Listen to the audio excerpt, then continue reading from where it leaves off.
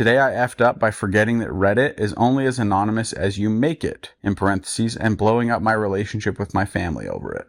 So, obligatory, this isn't technically today. Really, this is more like I've been kind of dumb for like 10 years. But hey, buckle in. It's going to be a long one. My childhood was exceptionally isolated. When I was about 5 years old, we moved to the top of a mountain in the middle of the desert, ostensibly because my parents wanted their eventual 11 children to grow up free and wild, but also because extremely traditional Catholicism tends to stick for children when those children have absolutely no contact with reality. We would descend the mountain for church on Sundays, and then once a month we would join other Catholic homeschoolers for a morning at a local park, and some others we did 4-H. But that was about the extent of my socialization. I was unhappy, but I was never quite sure why, and my parents were always very quick to explain that my unhappiness was a result of the devil or a spiritual attack. Enter the internet, the glorious, populated, community-filled internet. As an older teen, I began doing some classes online, and I got an ancient brick of a laptop to help with that. And naturally, I eventually found Reddit.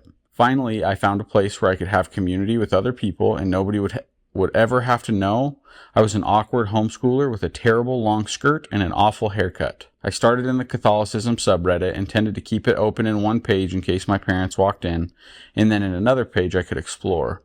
And oh, the freedom of exploration. I learned history and science, I joined fandoms and discovered podcasters, I learned interesting terms like bisexual and even saw pornography for the first time. And I talked to other people who weren't homeschooled or sheltered or even Catholic. Not gonna lie, I said some BS. For the first solid, 6 years that I was there, I was drinking that Catholic Kool-Aid hard. If you look far enough back in my history, you'll find a homophobic, transphobic, religious bigot. Honestly, hella cringe.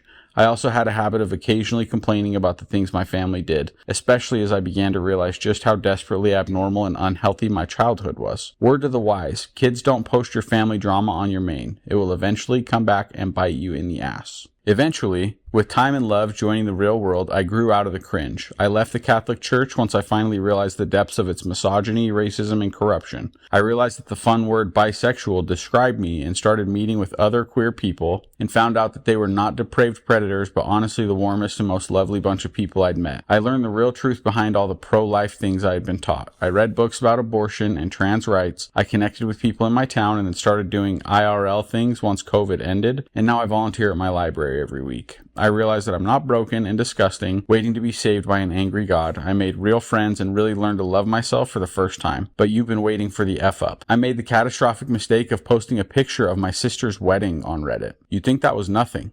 I thought that was nothing. But my sister's ex, who has been involved in a decade-long custody battle with her, did not think it was nothing. In fact, he